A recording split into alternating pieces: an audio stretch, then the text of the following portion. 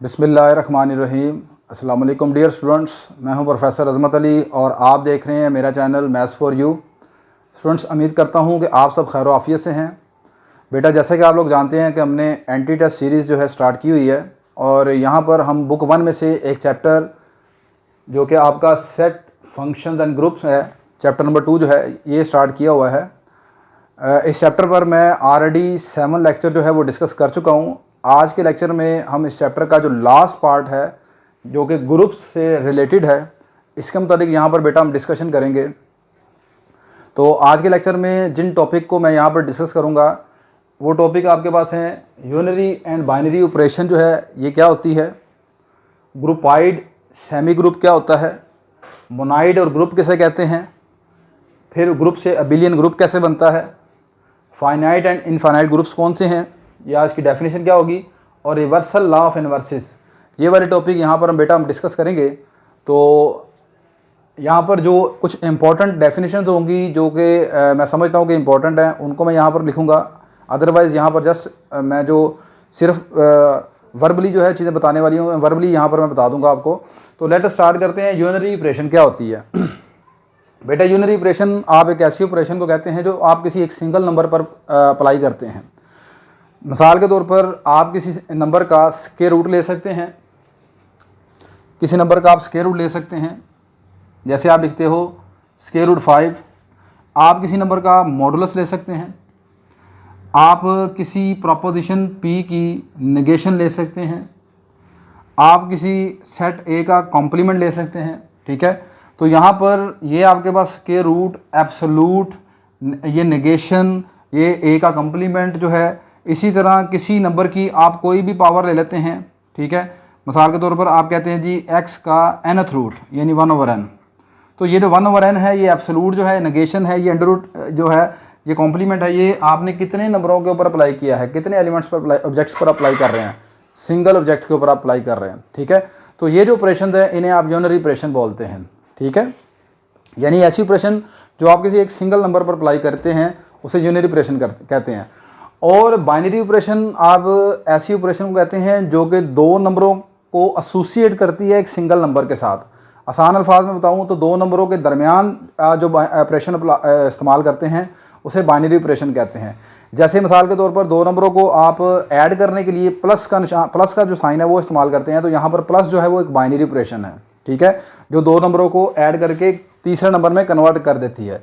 मिसाल के तौर पर आप लिखते हैं 3 + 5 = 8। तो यहाँ पर जो प्लस है ये एक बाइनरी ऑपरेशन है। आप दो नंबरों को माइनस करते हैं, मिसाल के तौर पर 5 - 3, तो ये जो माइनस है यहाँ पर ये आपके पास एक बाइनरी ऑपरेशन है। इसी तरह यहाँ पर मल्टीप्लिकेशन, डिवीजन, ये दोनों आपके पास बाइनरी ऑपरेशन है।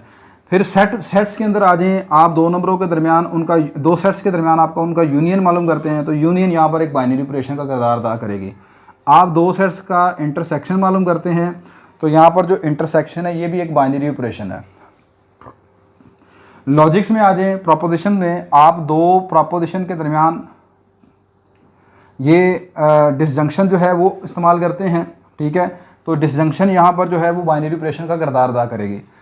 P एंड Q कंजक्शन आप इस्तेमाल करते हैं, ये भी यहाँ पर क्या करेगी, बाइनरी ऑपरेशन है। P इम्प्लाइज Q, ये भी एक बाइनरी ऑपरेशन हो जाएगी। P डबल इम्प्लाइज Q, ये भी यहाँ पर एक बाइनरी ऑपरेशन है। तो हर वो ऑपरेशन जो दो एलिमेंट्स के दरमियान, दो नंबरों के दरमियान आप इस्तेमाल करते हैं उसे आप बाइनरी ऑपरेशन बोलते हैं।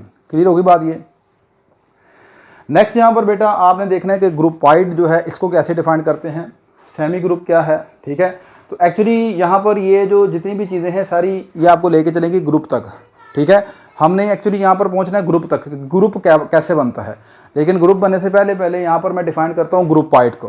ठीक है, तो ग्रुपाइड को बेटा आप किस तरह डिफाइन करते हैं वो जरा देखें।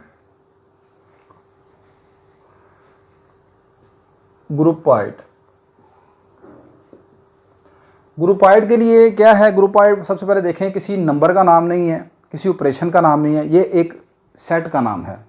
ठीक है, let G be a non empty set. एक चीज़ है ग्रुप और एक है ग्रुपाइड। ठीक है, ये दोनों डिफरेंट हैं। ग्रुपाइड से सेमी ग्रुप बनेगा, सेमी ग्रुप से मोनाइड बनेगा, मोनाइड से ग्रुप आएंगे हम। ठीक है, तो पहले यहाँ पर ग्रुपाइड को देखते हैं। तो ग्रुपाइड क्या है, एक सेट का नाम है। आप कहते हैं let G is a non empty set. फर्ज कर लें कि G एक नॉन एम्प्टी सेट है and star is a binary operation, और स्टार एक बाइनरी ऑपरेशन है, बाइनरी ऑपरेशन ऑन G। अब यहां पर स्टार क्या है, स्टार एक बाइनरी ऑपरेशन है। मतलब मिसाल के तौर पर क्या है, अगर मैं कहूं कि वो बाइनरी ऑपरेशन प्लस है या माइनस है या मल्टीप्लिकेशन है, डिवीजन है, कुछ भी हो सकती है, तो मैंने उसका एक नाम इन जनरल रख दिया स्टार। ठीक है, मैंने ये नहीं कहा कि वो बाइनरी ऑपरेशन प्लस है या माइनस है या मल्टीप्लिकेशन है, डिवीजन है या इंटरसेक्शन है या यूनियन है। मैंने कहा जी कि स्टार एक बाइनरी ऑपरेशन है। अब बाइनरी ऑपरेशन कौन कौन सी है, मैंने आपको ये चंद एक एग्जांपल यहाँ पर दे दी है। ठीक है, तो G एक नॉन एम्प्टी सेट है, स्टार एक बाइनरी ऑपरेशन है, आपने अप्लाई कर दिया इसको G के ऊपर। ठीक है, जो कि G के ऊपर डिफाइंड है। डिफाइंड होने का मतलब ये है कि ये क्या करती है, G के दो एलिमेंट्स को उठाती है। ठीक है, आप G के दो एलिमेंट्स लेंगे, अगर आप उन दोनों नंबरों के दरमियान स्टार को अप्लाई करें, ठीक है, तो वो दोनों नंबर दोबारा G में आना चाहिए। ठीक है, तो ऐसे सेट G को आप ग्रुपवाइड कहेंगे। अगली चीज़ सुने, let G is a non-empty set and star is a binary operation, then G is called groupoid. Then G is called groupoid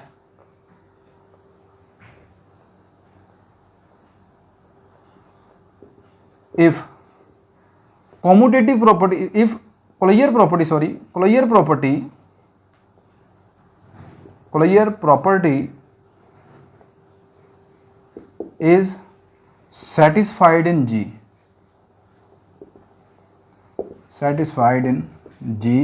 with respect to star. अब क्लोजर प्रॉपर्टी क्या है वो आप जानते हैं।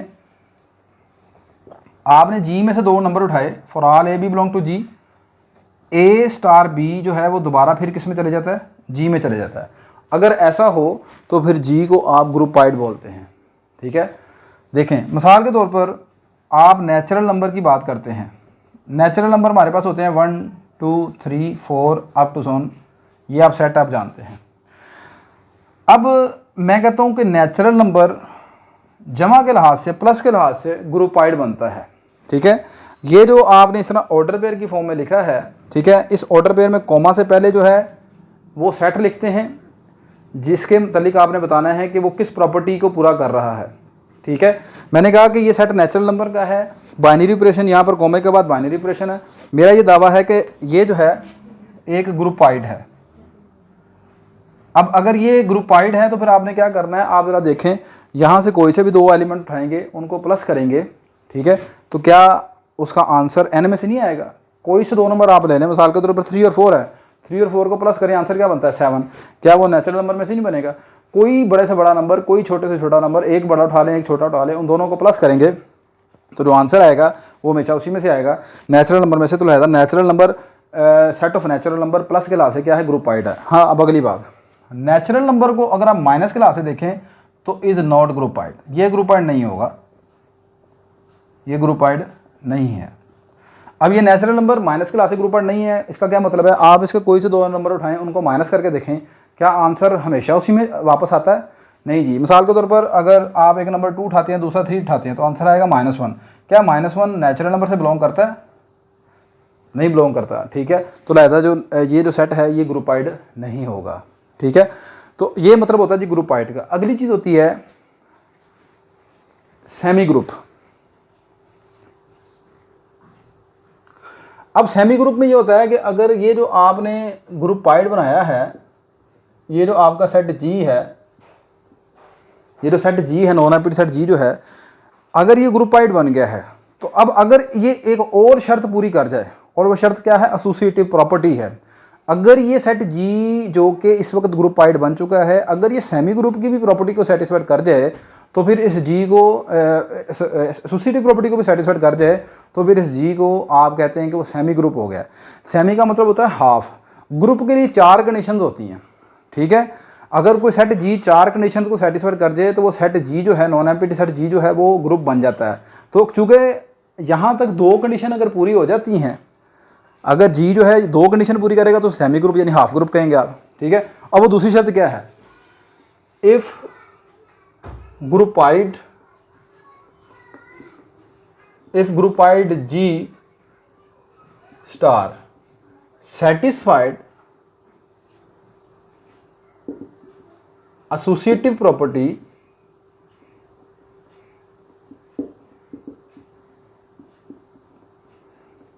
then G is called semi group। और associative property क्या है कि for all A B C belong to G, G के कोई से 3 नंबर आप उठा लें,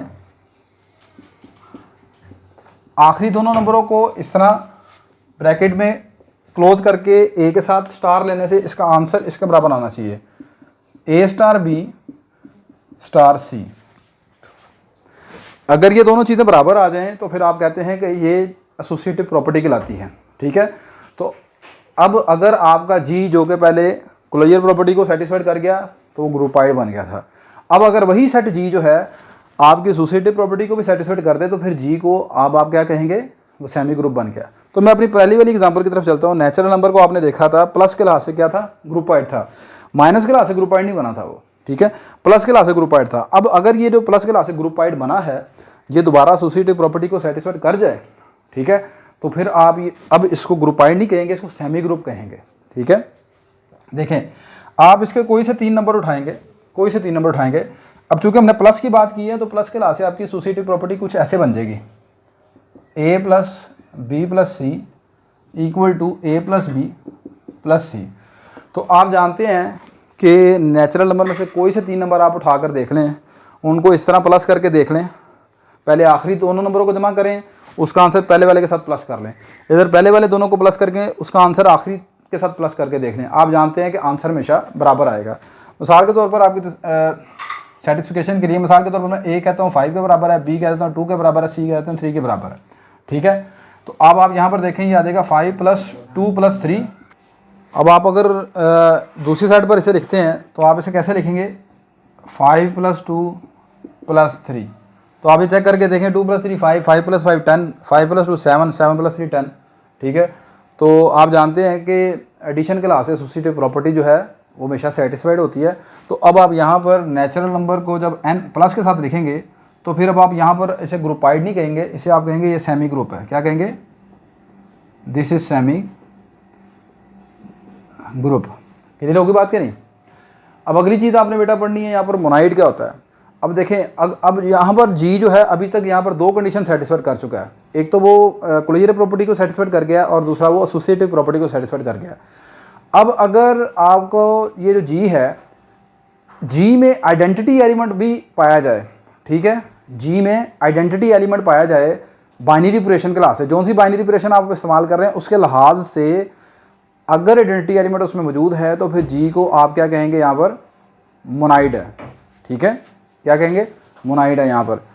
अब अगली बात सुन लें, identity element with respect to addition, या जिसे आप एडिटिव आइडेंटिटी भी बोलते हैं, एडिटिव आइडेंटिटी,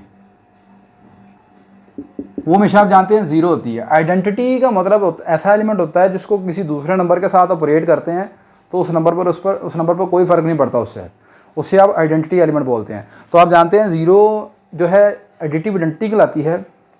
तो इसके अंदर ये खासियत है कि आप 0 को जब भी किसी दूसरे नंबर के साथ प्लस करते हैं तो उस नंबर पर कोई फ़र्क नहीं पड़ता। ठीक है, यानी a + 0 कर लें या 0 + a कर लें, आंसर दोनों सूरतों में a ही आता है। तो इसलिए 0 को यहाँ पर क्या कहते हैं, एडिटिव आइडेंटिटी। इसी तरह दूसरी आइडेंटिटी जिसे आप मल्टीप्लिकेटिव आइडेंटिटी बोलते हैं, यानी मल्टीप्लिकेशन के लिहाज से मल्टीप्लिकेटिव आइडेंटिटी। और वो कौन सी होती है, आप जानते हैं 1 को आप मल्टीप्लिकेटिव आइडेंटिटी बोलते हैं, क्योंकि 1 के अंदर ऐसी खूबी है कि इसको जब भी आप किसी दूसरे नंबर के साथ मल्टीप्लाई करते हैं तो उस पर कोई फ़र्क नहीं पड़ता। ठीक है, तो आइडेंटिटी बेसिकली क्या चीज़ है, आइडेंटिटी एक ऐसा एलिमेंट है जिसको जब भी आप किसी दूसरे नंबर के साथ ऑपरेट करें तो उस नंबर पर कोई फ़र्क ना डाले। ठीक है, तो उससे आप क्या कहते हैं, आइडेंटिटी एलिमेंट कहते हैं। तो अब मैं बात करूँ मोनाइड की, तो यहाँ तक एक ये जो आपका पेयर है, ये जो सेट जी है, यहाँ तक सेमी ग्रुप बन गया है। अब अगर इस जी में बाइनरी ऑपरेशन जो स्टार आपने इस्तेमाल कर रहे हैं उसके लिहाज से आइडेंटिटी एलिमेंट भी पाया जाए, ठीक है, तो उसे आप मोनाइड कहेंगे। तो मोनाइड की डेफिनेशन आपने किस तरह लिखनी है, monoid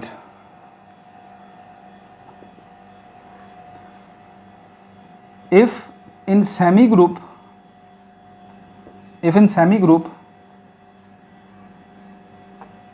G star there is an identity element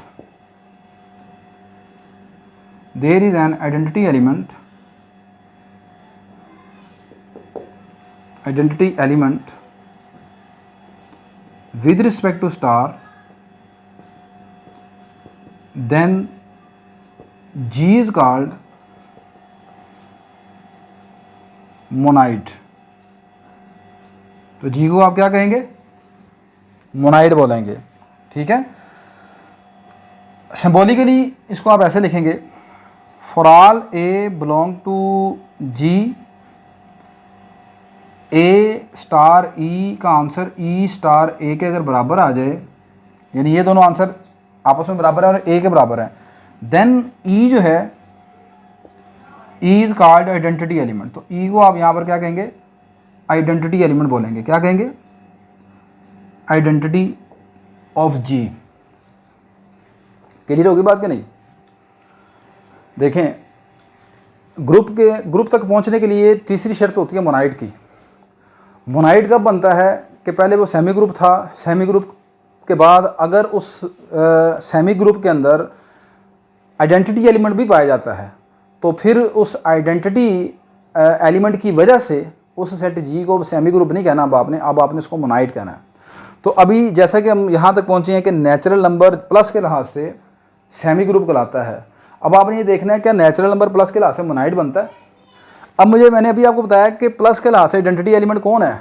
additive identity को प्लस के लिहाज से आइडेंटिटी एलिमेंट का मतलब है एडिटिव आइडेंटिटी। तो एडिटिव आइडेंटिटी किसे कहते हैं? ज़ीरो को। तो मुझे ये बताएं कि नेचुरल नंबर में ज़ीरो होता है? नहीं होता। तो इसलिए नेचुरल नंबर में जब ज़ीरो नहीं है तो नेचुरल नंबर प्लस के लिहाज से सिर्फ सेमी ग्रुप तक रहेगा। अब वो मोनाइड नहीं कहलाएगा। ठीक है, क्योंकि उसमें प्लस नहीं है। हाँ, अगर आप होल नंबर की बात करें तो होल नंबर जो है, होल नंबर में आप जानते हैं कि नेचुरल नंबर से एक नंबर ज़्यादा है। कौन सा? ज़ीरो। एक ज़ीरो एक इजाफी उसमें पड़ा हुआ है, ऐसी है ना। तो होल नंबर जो है नेचुरल नंबर के लिहाज से क्या है? वो सेमी ग्रुप है। तो ये अब क्या कहलाएगा? ये मोनाइड कहलाएगा। दिस इज़ मोनाइड, क्योंकि इसमें आपका आइडेंटिटी एलिमेंट जो है ज़ीरो मौजूद है। क्लियर होगी बात कि नहीं? तो ये वाला सेट जो है मोनाइड है, वो आपके पास सेमी ग्रुप पर आकर ख़त्म हो जाएगा। लास्ट कंडीशन, लास्ट अब आपका है ग्रुप।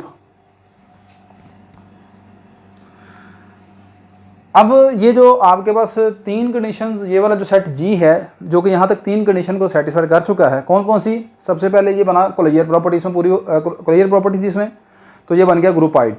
फिर इसने दूसरी शर्त पूरी की, एसोसिएटिव की, तो ये जो सेट जी था ये बन गया सेमी ग्रुप। फिर इस सेट जी ने एक और शर्त पूरी की जो कि आइडेंटिटी एलिमेंट की थी, वो भी पूरी हो गई, तो फिर ये बन गया मोनाइड। अब अगर ये जो सेट जी है चौथी शर्त भी पूरी कर जाए, और वो चौथी शर्त होती है कि हर एलिमेंट का इन्वर्स होना चाहिए इसके अंदर। ठीक है, हर एलिमेंट का अगर इन्वर्स इसमें मौजूद है तो फिर ये जो सेट जी है जनाब ग्रुप कहलाता है। ठीक है, तो इसको मैं ऐसे लिखूंगा, ग्रुप की जो डेफिनेशन बनती है वो इस तरह है, इफ इन मोनाइड, ये जो जी है, ये जो सेट जी है जो कि अभी तक मोनाइड बन चुका है, inverse of each element, inverse of each element exist. अगर इस मोनाइड में जो कि सेट जी जो अभी तक मोनाइड बन चुका है, अगर इसमें हर एलिमेंट का इनवर्स एग्जिस्ट करता है यानी पाया जाता है, देन ये जो जी है ना जनाब, इसको अब आप मोनाइड नहीं कहेंगे, इसको कहेंगे अब आप इज कॉल्ड ग्रुप। तो अब आप ये क्या कहलाएगा? ग्रुप कहलाएगा। तो अब ये जो ग्रुप के लिए कितनी शराइत की ज़रूरत है? 4 शर्तों की ज़रूरत है। ठीक है, अब मैं इकट्ठी करके लिख रहा हूँ। ग्रुप की डेफिनेशन को आप इस तरह भी पहले लिख सकते हैं। ठीक है, कि पहले आप उसे बताएं कि सेमी ग्रुप बनता है, फिर बताएं मोनाइड बन जाता है, फिर जनाब आप बताएं कि उससे पहले ग्रुपाइड था। ये चीज़ें भी आपको पहले पता होनी चाहिए, क्योंकि समटाइम क्वेश्चन में सिर्फ पेपर में यही पूछ रहा था कि बताएं सेमी, इनमें से कौन सा सेट सेमी ग्रुप बनता है। वो ग्रुप का सिर्फ ग्रुप का लाजमी नहीं कि खाली ग्रुप का ही पूछेगा, वो ये पूछ सकता है कि इन दिए हुए सेटों में से कौन मोनाइड है। ठीक है, तो आपको ये मोनाइड के लिए, सेमी ग्रुप के लिए, ग्रुपाइड के लिए इनकी डेफिनेशन जो है वो याद होनी चाहिए। ठीक होगी बात कि नहीं? अच्छा, अब अगली बात सुने। ग्रुप के लिए अब खाली जो ग्रुप, इन ये चारों शर्तों को मैं एक जगह पर इकट्ठा करके लिखता हूँ। ठीक है, तो ग्रुप की डेफिनेशन, खाली जो ग्रुप की डेफिनेशन है आपको उसको ऐसे भी लिख सकते हो। सुने, let G be a non empty set, be a non empty set. फर्ज कर लें कि जी स्टार, बाइनरी ऑपरेशन मैंने यहाँ बीच में लिख दी है। Let G be a non empty set, then G is called group. G को अगर आपको ग्रुप कहेंगे इफ इट सेटिस्फाइज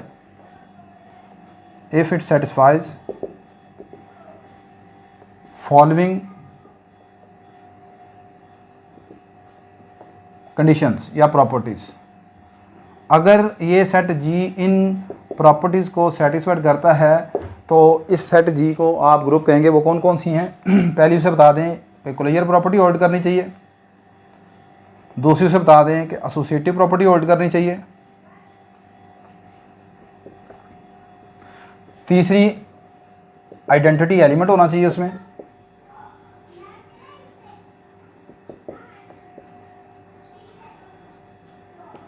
चौथी, इन्वर्स होना चाहिए हर एलिमेंट का। ठीक है, इन्वर्स एलिमेंट होना चाहिए। तो फिर ये जो जी है ये आपके पास क्या कहलाएगा? ग्रुप कहलाएगा। ठीक है, तो यहाँ तक बेटा आपने ग्रुप के मतलब पढ़ लिया। ठीक है, अगली डेफिनेशन आपके पास है अबिलियन ग्रुप की। अब जो सेट आपका ग्रुप जो है वो ग्रुप, जो सेट जी जो है वो ग्रुप जो कि बन चुका है, अगर अब वो एक और पांचवी शर्त पूरी कर जाए तो उसे अबिलियन ग्रुप कहेंगे। और वो क्या है? अगर वो सेट, अगर ग्रुप, कोई ग्रुप जी कॉम्यूटेटिव प्रॉपर्टी को सेटिस्फाई कर जाए तो उस ग्रुप जी को आप अबिलियन ग्रुप बोलते हैं। क्या बोलते हैं? Abelian group. अगर कोई ग्रुप जी कॉम्यूटेटिव प्रॉपर्टी को सेटिस्फाइड कर जाए तो उस ग्रुप जी को आप अबिलियन ग्रुप बोलते हैं। और कॉम्यूटेटिव प्रॉपर्टी आप जानते हैं क्या होती है कि जी के कोई से दो नंबर ए और बी के लिए ए स्टार बी का आंसर बी स्टार ए के बराबर आना चाहिए। अगर ये बराबर आ जाए तो फिर आप उस जी को क्या कहेंगे? अबिलियन ग्रुप कहेंगे। बात समझ आ गई कि नहीं आ गई? सही है। अब कौन सा सेट है? यहाँ पर आपने देखा मोनाइड, ये W जो था होल नंबर, ये मोनाइड बना था। क्या ये ग्रुप बनता है? देखें, क्या W में हर नंबर का इन्वर्स है एडिशन के लिहाज से? मिसाल के तौर पर मैं बताएं 5 है, 5 का एडिटिव इन्वर्स क्या होता है? -5। क्या -5 W में होता है? नहीं होता। तो इसका मतलब W क्या है? सेट जो W है होल नंबर का सेट, ये मोनाइड तक तो रहेगा, ग्रुप नहीं बनेगा। ग्रुप नहीं बनेगा तो आगे आप इसे अबिलियन ग्रुप के लिए चेक नहीं करेंगे। आपको बच्चा ये ना समझे सर कि होल नंबर में दो नंबर उठाएं, 5 + 3 करें या 3 + 5 करें तो आंसर तो बराबर आ जाता है, तो लगता है इसमें कॉम्यूटेटिव प्रॉपर्टी सेटिस्फाइड कर गया। ऐसा नहीं है। कॉम्यूटेटिव प्रॉपर्टी सेटिस्फाइड कर रहा है लेकिन इसे आप अबिलियन ग्रुप नहीं कहेंगे क्योंकि ये पहले ग्रुप नहीं बना था। कॉम्यूटेटिव प्रॉपर्टी सेटिस्फाइड करता है, ठीक है, लेकिन बिलियन ग्रुप तब बनेगा जब पहले ग्रुप हो, तो फिर उसके बाद ये उस प्रॉपर्टी को सेटिस्फाइड करेगा कॉम्यूटेटिव को, तो फिर ये बिलियन ग्रुप होगा। तो अब जितने भी आपने सेट पढ़े हैं उन तमाम सेट में से सबसे पहला सेट जो कि ग्रुप बनता है वो कौन सा है पता आपको? Set of integers, Z set of integers. ठीक है, ये आपका जितने भी आपने अभी तक सेट पढ़े हैं उनमें सबसे पहला सेट ये आपका सेट ऑफ इंटीजर जो है ग्रुप है। अब मैं यहाँ पर बहुत ज़्यादा लंबी चौड़ी डिटेल में तो नहीं जा रहा, आपको यहाँ पर मैं इन शॉर्ट बता देता हूँ कि कौन कौन से सेट जो हैं आपके ग्रुप बनते हैं अंडर एडिशन एंड कौन कौन से मल्टीप्लिकेशन के लासे बनते हैं। ठीक है, क्योंकि ये हमारा एंटी टेस्ट का टॉपिक है तो इसमें हमने इंटर क्लास को चूँकि फोकस कर रहे हैं तो बहुत ज़्यादा डिटेल में तो खैर क्वेश्चन नहीं पूछा जाता। ठीक है, तो चंद एक जो सेट आप अपनी अर्लियर क्लासेस से पढ़ते आ रहे हैं वो यहाँ पर मैं लिखूँगा। ठीक है, जो कि ग्रुप की शराइत को पूरा करते होंगे। ठीक है, तो वो ज़रा देखें। ले बेटा, यहाँ पर अब नेक्स्ट मैं आपको चंद एक जो एग्ज़ाम्पल्स हैं आपकी ग्रुप्स के हवाले से वो यहाँ पर डिस्कस करते हैं। ठीक है, उन्हीं एग्ज़ाम्पल्स में मैं आपको ये बता दूंगा कि आपके फाइनाइट और इनफाइनाइट ग्रुप जो हैं वो क्या हैं, किस तरह के होते हैं। ठीक है, देखें जी, यहाँ पर चंद एक पहले ग्रुप मैं लिखता हूँ जो एडिशन के लास से ग्रुप बनते हैं। आपका set of real number R with respect to addition, ठीक है, ये अबिलियन ग्रुप है। Set of rational number with respect to addition, ये भी अबिलियन ग्रुप है। आपका set of integer with respect to addition, ये भी अबिलियन ग्रुप है। तो ये 3 अबिलियन ग्रुप हैं आपके पास एडिशन के लिहाज से। ठीक होगी बात ये। अब अगली चीज़ जो इम्पोर्टेंट है और बड़ी इंपॉर्टेंट है वो आपने याद रखनी बेटा, जब एक सेट को आप कहते हैं कि वो एडिशन के लिहाज से ग्रुप है, क्या है, एडिशन के लिहाज से ग्रुप है, तो याद रखिएगा कभी भी वो मल्टीप्लिकेशन के लिहाज से ग्रुप नहीं हो सकता। और जो मल्टीप्लिकेशन के लिहाज से ग्रुप होगा वो कभी भी एडिशन के लिहाज से ग्रुप नहीं हो सकता। मतलब अगर आप ये कहते हैं कि set of real number under multiplication group बनता है, तो अगर वो बच्चा ये कहता है तो वो गलत कह रहा है। ग्रुप बनने के लिए अगर एडिशन, अब सेट ऑफ रियल नंबर के मुताबिक आपको पहले पता होना चाहिए कि रियल नंबर किस तरह के होते हैं। ठीक है, आप हर वो नंबर जिसमें अयोटा ना आ रहा हो, प्लस माइनस पॉइंट वाला, अंडर रूट वाला, फ्रैक्शन वाला, हर वो नंबर आपका रियल नंबर कहलाता है। ठीक है, बस उसमें अयोटा नहीं होना चाहिए। बात समझे कि नहीं? तो उसको आप रियल नंबर बोलते हैं। तो रियल नंबर में ज़ीरो शामिल होता है कि नहीं होता? शामिल होता है। अगर आप कहते हैं कि रियल नंबर मल्टीप्लिकेशन के लिहाज से ग्रुप है, तो ये बात गलत है। उसकी वजह कि रियल नंबर में एक ज़ीरो है, zero has no multiplicative inverse. Zero आप जानते हैं कैसा एलिमेंट है, which has no multiplicative inverse. इसका कोई भी मल्टीप्लिकेटिव इनवर्स नहीं होता। तो अब अगली बात सुन लें कि ये जो 2 सेट है ना आपके पास, रियल नंबर और रैशनल नंबर, ठीक है, ये सिर्फ एक नंबर की वजह से मल्टीप्लिकेशन के लिहाज से ग्रुप नहीं बनते और वो सिर्फ 0 है। ठीक है, तो अब अगली बात सुन लें। तो अब वो फिर इनको आप चाहते हैं कि इसको ग्रुप बनाना है आपने, तो कैसे बनाएंगे? तो आप ऐसा करें, इसमें से 0 को निकाल दें, r-0। और अब ये जो r-0 बना ना, इसको पढ़ते हैं नॉन ज़ीरो रियल नंबर। क्या कहते हैं? Set of non zero real numbers, non zero real numbers का सेट। ये अंडर मल्टीप्लिकेशन जो है वो ग्रुप है और अबिलियन ग्रुप है। इसी तरह सेट ऑफ रैशनल नंबर में से अगर आप निकाल दें तो ये बनेंगे set of non zero rational numbers. ये भी अंडर मल्टीप्लिकेशन जो है वो ग्रुप है। अब अगली बात सुने, हाँ, यहाँ पर एक और सेट है आपका, set of complex number under addition. ठीक है, ये भी आपके पास क्या है, अबिलियन ग्रुप बनता है। सही है। कॉम्प्लेक्स नंबर में से भी अगर आप इसी तरह ही 0 को निकाल दें, ठीक है, तो बाकी जो एलिमेंट बचेंगे उन्हें पढ़ेंगे नॉन ज़ीरो कॉम्प्लेक्स नंबर। तो ये सेट कहलाएगा set of non zero complex number. ये भी अंडर मल्टीप्लिकेशन क्या है, अबिलियन ग्रुप बनता है। अब आप कहते हैं सर इसी तरह z में से भी अगर माइनस को 0 को निकाल दें, ठीक है, तो क्या वो भी आपके पास अबिलियन ग्रुप बन जाएगा? नहीं जी। देखें, z में सिर्फ एक नंबर नहीं है जिसकी वजह से ये ग्रुप नहीं बन रहा। 0 का मल्टीप्लिकेटिव इनवर्स तो नहीं होता, लेकिन मुझे बताएं z में 5 है, 5 का मल्टीप्लिकेटिव इनवर्स होता है 1/5। क्या 1/5 z से बिलोंग करता है? नहीं बिलोंग करता। ठीक है, तो z में मास है 1 के और किसी भी नंबर का मल्टीप्लिकेटिव इनवर्स नहीं है। 1 जो है उसका मल्टीप्लिकेटिव इनवर्स 1 खुद है, या -1 का मल्टीप्लिकेटिव इनवर्स -1 है, बाकी सबका मल्टीप्लिकेटिव इनवर्स है ही नहीं है। ठीक है, तो लिहाजा z जो है ये आपके पास सिर्फ एडिशन के लिहाज से अबिलियन ग्रुप रहेगा। ठीक है, ये इस तरह 0 निकाल देने से अबिलियन ग्रुप मल्टीप्लिकेशन के लिहाज से नहीं बनेगा। तो बेटा ये वाले जो सेट मैंने लिखे हैं ये अंडर मल्टीप्लिकेशन आपने याद रखने हैं, अबिलियन ग्रुप्स हैं। ऊपर वाले जो सेट हैं वो आपके पास अंडर एडिशन जो है वो अबिलियन ग्रुप से बनते हैं। ये टॉपिक मुझे जानता हूँ, मुझे पता बच्चों के लिए थोड़ा सा मुश्किल होता है, लेकिन आप जस्ट इसको जो मोटी मोटी चीज़ें यहाँ पर खास चीज़ों को आप याद रख सकते हैं यहाँ पर।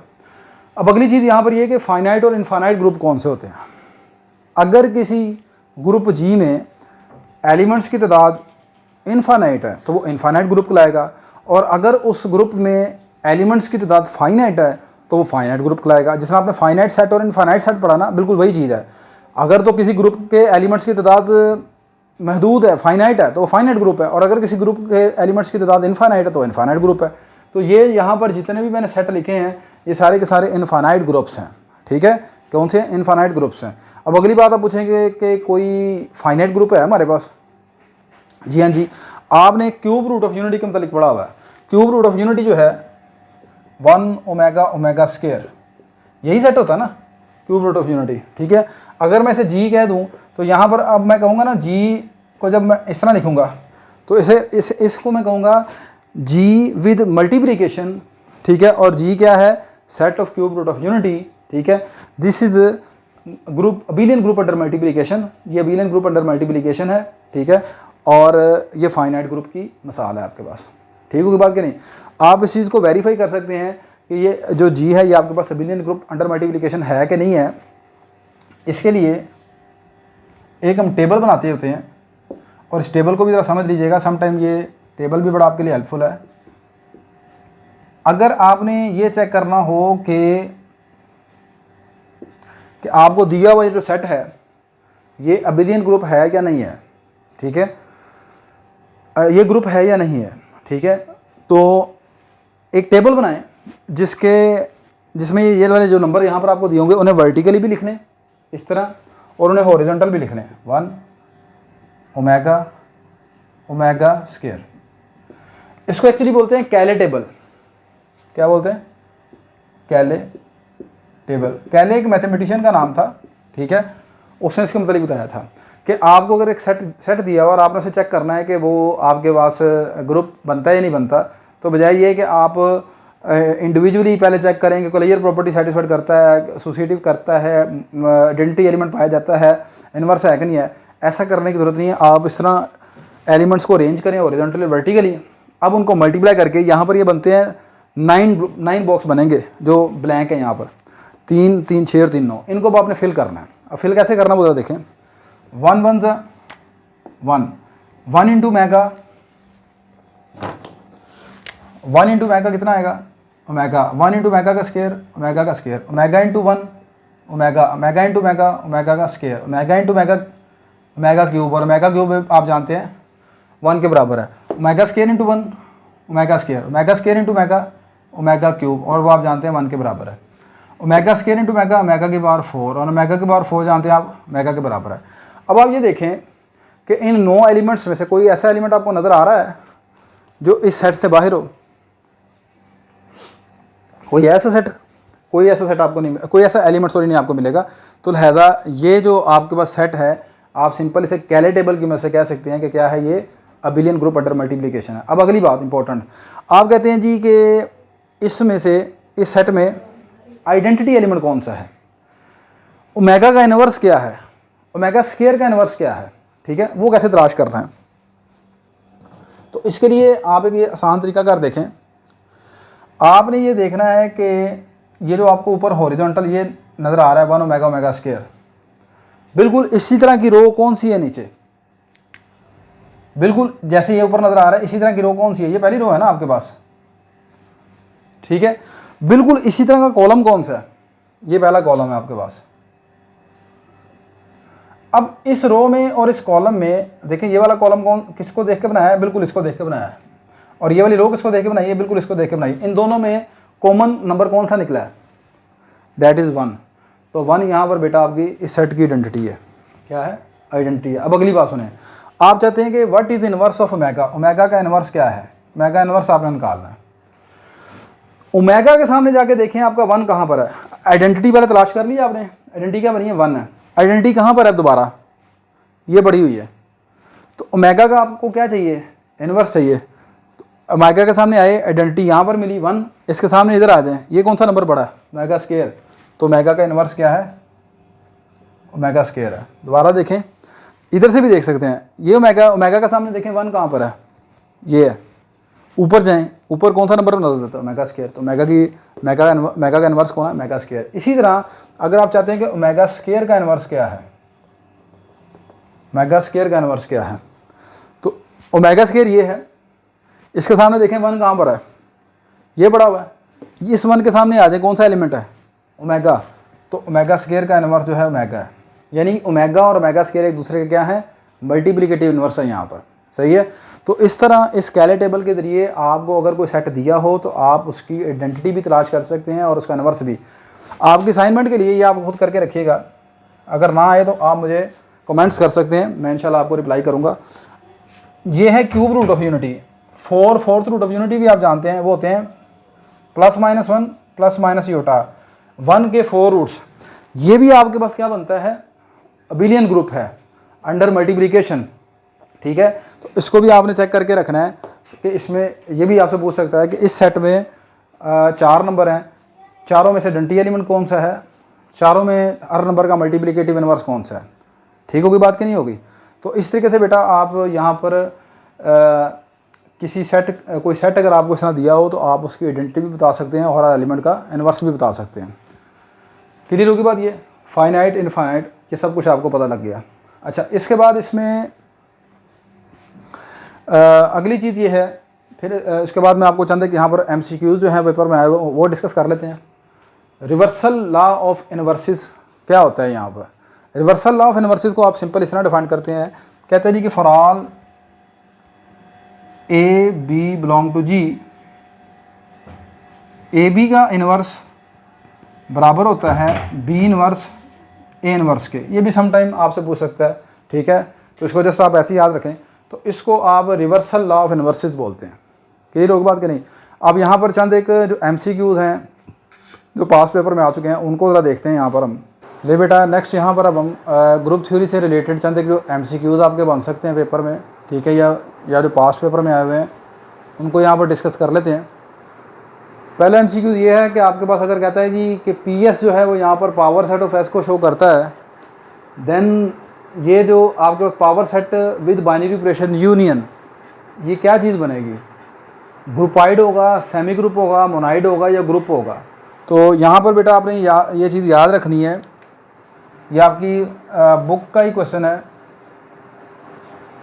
किसी सेट S का जो पावर सेट है यूनियन के लिहाज से लें, अगर बाइनरी ऑपरेशन आपकी यूनियन है, ये दोनों यूनियन या इंटरसेक्शन दोनों केसेस में ये आपके पास मोनाइड बनते हैं। क्या बनते हैं, मोनाइड होते हैं। ये भी मोनाइड है, ये भी मोनाइड है। अब मोनाइड है तो मोनाइड के लिए आप जानते हैं कि वो 3 कंडीशन उसकी पूरी होनी चाहिए। जब आप किसी सेट को कहते हैं कि वो मोनाइड है तो फिर वो 3 शराइत को पूरा करता है। पहली ये कि कोलियर प्रॉपर्टी उसमें पाई जानी चाहिए, दूसरी ये कि एसोसिएटिव प्रॉपर्टी पाई जानी चाहिए, तीसरी ये कि आइडेंटिटी एलिमेंट होना चाहिए उसमें। तो अब यहाँ पर ये मैंने कह तो दिया मोनाइड है, तो अब आप इस बात को चेक भी करके देख लें कि क्या ये वाकई मोनाइड किस तरह बनता है। तो इसके लिए देखें, मैं यहाँ पर एक सेट S, छोटा सा एक सेट S लेट कर लेते हैं हम, 1 और 2। उसके लिए सिर्फ 2 एलिमेंट है। अब आप इसका तरह पावर सेट बनाएं, तो इसके पावर सेट में आप जानते हैं पहले आप लिखेंगे एम्प्टी सेट, फिर 1 आ जाएगा, फिर ये 2 आ जाएगा और फिर ये मेरे पास सेट S आ जाएगा। ऐसे ही बनता है ना पावर सेट। अच्छा, अब देखें ये मैंने कहा कि ये वाला जो यूनियन क्लास है क्या है, मोनाइड है। मोनाइड के लिए पहली शर्त ये है कि कोलियर प्रॉपर्टी को सेटिस्फाइड करे। तो कोलियर प्रॉपर्टी को अगर इसने सेटिस्फाइड करना है तो कोलियर प्रॉपर्टी क्या होती है, इस सेट के कोई से 2 एलिमेंट उठाएंगे, उनके ऊपर आप यूनियन अप्लाई करेंगे। ठीक है, तो आंसर इसी में से आना चाहिए। क्या करेंगे, कोई से 2 सेट उठाएंगे, उनमें यूनियन अप्लाई करेंगे, तो आंसर इसी में से आना चाहिए। तो आप यहाँ से 2 सेट उठा लें। मैं सपोज एक सेट ये उठा लेता हूँ, दूसरा सेट आप कोई से भी 2 सेट उठा लें। सपोज मैं ये उठा लेता हूँ, आप इन दोनों की ज़रा यूनियन ले लें, तो इन दोनों की यूनियन क्या आएगी, 1 और 2 ही आ जाएगी ना। और 1 और 2 कौन है, S के बराबर नहीं है। कोई और सेट उठा के देख लें, एक आप ले लें एम्प्टी सेट और एक आप ले लें सेट S, इन दोनों की यूनियन ले लें, तो अब भी कौन सा सेट आएगा, सेट S ही आएगा ना। यूनियन में क्या करते हैं, इकट्ठा कर देते हैं। ठीक है, या फिर बड़ा सेट जो होता है उसको आप लिख लेते हैं। तो अब आपने देखा कि यूनियन के लिहाज से इसमें पहली property Collier property power set में होल्ड करगी। दूसरी प्रॉपर्टी होती है एसोसिएटिव प्रॉपर्टी। तो एसोसिएटिव प्रॉपर्टी तो आपको जानते हैं कि यूनियन और इंटरसेक्शन के लिहाज से हमेशा एसोसिएटिव प्रॉपर्टी तो वैसे ही होल्ड करती है। मतलब आपने जानते हैं, ये चीज़ आपने पढ़ी हुई है, A union B union C हमेशा इक्वल होता है A union B union C के। ठीक है, तो एसोसिएटिव प्रॉपर्टी तो ऑलवेज होल्ड। ठीक है, तो 2 प्रॉपर्टी तो हो गई। अब अगली बात इंपॉर्टेंट चीज़ है कि इसमें आइडेंटिटी एलिमेंट कौन सा होगा, इस पावर सेट S में आइडेंटिटी एलिमेंट कौन सा है। आइडेंटिटी एलिमेंट की डेफिनेशन आपके जहन में होनी चाहिए। आप जानते हैं कि एक एलिमेंट को आइडेंटिटी एलिमेंट कहेंगे अगर इसको दूसरे सेट्स के साथ यहाँ पर ऑपरेट करें, ठीक है, तो उस पर कोई फ़र्क ना पड़े। तो यहाँ पर जो यूनियन के लिहाज से याद रखिएगा आइडेंटिटी एलिमेंट है वो एम्प्टी सेट है। एम्प्टी सेट की किसी दूसरे के लिहाज से दूसरे के साथ आप यूनियन लेंगे ना, बाइनरी ऑपरेशन कौन है, यूनियन है। यूनियन बाइनरी ऑपरेशन है यहाँ पर इस क्वेश्चन में।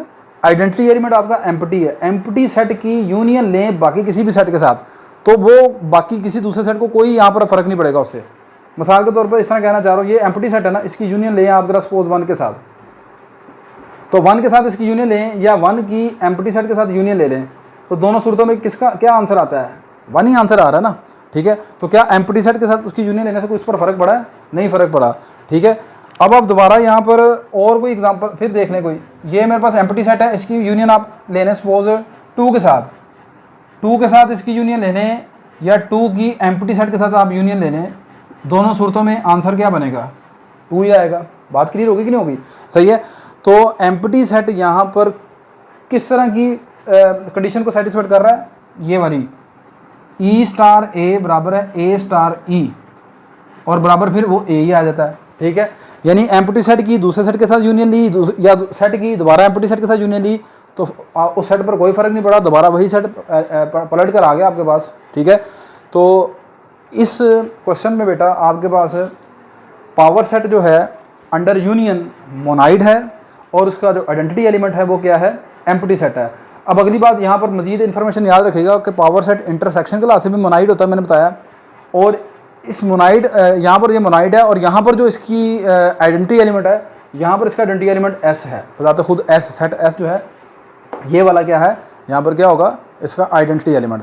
अब सपोज आपको यहाँ पर थोड़ी सी ये चीज़ मिक्स हो जाती है कि हमें याद नहीं रहता कि ये तो पता चल गया कि दोनों मोनाइड हैं, लेकिन ये याद नहीं रहता कि यार यूनियन के लास्ट से एम्प्टी सेट बताया था या इंटरसेक्शन के लास्ट से एम्प्टी सेट को एज आइडेंटिटी बताया था। देखें, मुझे ये बताया कि यूनियन और इंटरसेक्शन में से कौन सी ऑपरेशन ज़्यादा बड़ी है, यानी किस में ज़्यादा एलिमेंट आते हैं? हमेशा यूनियन में एलिमेंट ज़्यादा आते हैं और इंटरसेक्शन में एलिमेंट हमेशा कम होते हैं, ठीक होगी बात ये। अच्छा, अब अगली बात, एम्प्टी सेट ज़्यादा बड़ा है या सेट एस ये ज़्यादा बड़ा है? एम्प्टी सेट में एलिमेंट है ज़्यादा या एस में? एम्प्टी सेट में तो कोई एलिमेंट नहीं है, तो एस सेट ही बड़ा हुआ ना, ठीक है। तो अब यहाँ पर याद रखिएगा, यूनियन एक बड़ी ऑपरेशन है, इसके लिए आइडेंटिटी एलिमेंट छोटा सेट है। दोबारा सुने, यूनियन एक बड़ी ऑपरेशन है, इसके लिए आइडेंटिटी एलिमेंट छोटा सेट है। इंटरसेक्शन एक छोटी ऑपरेशन है, ठीक है, इसमें कम एलिमेंट आते हैं, इंटरसेक्शन में कॉमन एलिमेंट लेते हैं थोड़े, इसके लिए जो आइडेंटिटी एलिमेंट है वो बड़ा सेट है एस, ठीक है। बड़ी ऑपरेशन यूनियन, उसके लिए आइडेंटिटी एलिमेंट छोटा सेट, सबसे छोटा सेट एम्प्टी सेट। इंटरसेक्शन छोटी ऑपरेशन है, उसके लिए जो आइडेंटिटी एलिमेंट है वो क्या है? बड़ा सेट है, ठीक है। तो यहाँ पर क्वेश्चन नंबर 1 में आपका जो ऑप्शन सी है वो आपकी ठीक है। Question number 2, if power set of S shows power set P S show जो है वो एस के पावर सेट को शो कर रहा है, and P S intersection is monoid, यहाँ पर बता दिया उसने कि ये मोनाइड है, तो आपने आइडेंटिटी एलिमेंट इसका बताना है। तो जैसे कि सारी मैंने यहाँ पर आपको बात बता दी है कि इस सूरत में इंटरसेक्शन के लिहाज से जो एम्प्टी जो इसकी आइडेंटिटी एलिमेंट है वो एस है, और यूनियन के लिहाज से आइडेंटिटी एलिमेंट क्या होता है? एम्प्टी सेट होता है, ठीक है। नेक्स्ट क्वेश्चन नंबर 3 देखें, कहता है if E shows even integers, अगर ई जो है वो एक इवन इंटीजर है और ओ जो है वो एक ऑड इंटीजर है, तो आपने ये बताना है कि ये जो सेट जी है ई ओ का, ये जो सेट बना है, ये जो सेट जी है अंडर एडिशन, ठीक है, ये किस तरह का जी जो है वो क्या बनता है? सेमी ग्रुप है, मोनाइड है, ग्रुप है या बिलियन ग्रुप है, ठीक है। तो इसमें मैंने आपको ये बताया था कि जब भी आपको इस तरह सेट जी दिया हो तो आपने ये चेक करने के लिए कि ये किस कैटेगरी में आता है, मोनाइड बनता है, बिलियन ग्रुप बनता है, तो उसके लिए आप कैले टेबल बना दिया करें। क्या बनाएं? कैले टेबल। तो कैले टेबल बनाने के लिए यहाँ पर आप एक ये टेबल इस तरह का बना लें, 2 एलिमेंट हैं इसके, इवन ऑड इधर भी आ जाएंगे और इधर भी आप लिख लोगे इवन और ऑड, और ये आपके पास एडिशन आ गई इनकी, ठीक होगी बात ये।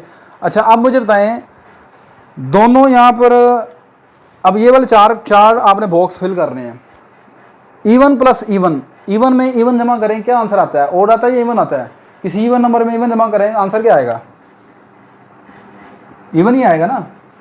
किसी इवन नंबर में ऑड जमा करें, अब आंसर क्या आएगा? मिसाल के तौर पर इवन नंबर है 4, ऑड नंबर है 5, आंसर प्लस करें कितना आंसर आया? 9। तो फाइनल रिजल्ट क्या निकला? ऑड निकला, इवन निकला? ऑड निकला, ऑड आ गया। ऑड में इवन जमा करें तो अब आंसर कितना आता है? तब भी क्या आएगा? ऑड आएगा। ऑड में ऑड प्लस करें आंसर कितना आएगा? इवन आ जाएगा।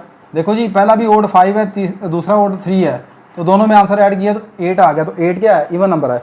तो ये आपने टेबल बना लिया। अब अगली बात आपने ये सोचनी है कि ये जो 4 एलिमेंट आपके पास यहाँ पर निकले हैं ई ओ ओ ई, क्या ये यही नहीं है, कोई डिफरेंट तो नहीं आया आपके पास यहाँ पर, ठीक है, नहीं आया। अब ये आपके पास यहाँ तक बनता है ग्रुप, ठीक है। अब अगली चीज़ ये देखनी है कि क्या ये बिलियन ग्रुप भी बनता है। तो बिलियन ग्रुप के लिए आप जानते हैं कि कॉमोडेटिव प्रॉपर्टी होल्ड करनी चाहिए। ई को ओ के साथ मिलाया ओ निकला, ओ को ई के साथ मिलाया तब भी ओ है, ई को ई के साथ करें ई और ओ को ई के साथ करें तो तब आपके पास क्या आता है, ई आ जाता है यहाँ पर, सही है। मतलब यहाँ पर a प्लस बी या बराबर किसके होना चाहिए, b प्लस ए के, सही है, a प्लस बी प्लस ए के बराबर होना चाहिए। तो ये आपके पास बिलियन ग्रुप बनता है। अब अगली नेक्स्ट मजीद यहाँ पर जो इन्फॉर्मेशन इस क्वेश्चन में आपने याद रखनी है ये है कि इस सेट का आइडेंटिटी एलिमेंट कौन है। इस सेट में हर नंबर का इन्वर्स क्या है, 2 नंबर है यहाँ पर, ठीक है, ई और ओ, इन दोनों का इन्वर्स भी आपने बताना है और आइडेंटिटी एलिमेंट भी बताना है। आइडेंटिटी तलाश करने का आसान तरीकाकार मैं आपको बता चुका हूँ। जिस तरह की ये यहाँ पर टॉप के ऊपर रो है, जैसे ये 2 नंबर नज़र आ रहे हैं, इसी तरह की रो आपको कहाँ नज़र आ रही है, इधर या इधर, ये टॉप पर नज़र आ रही है, ये है, ठीक होगी।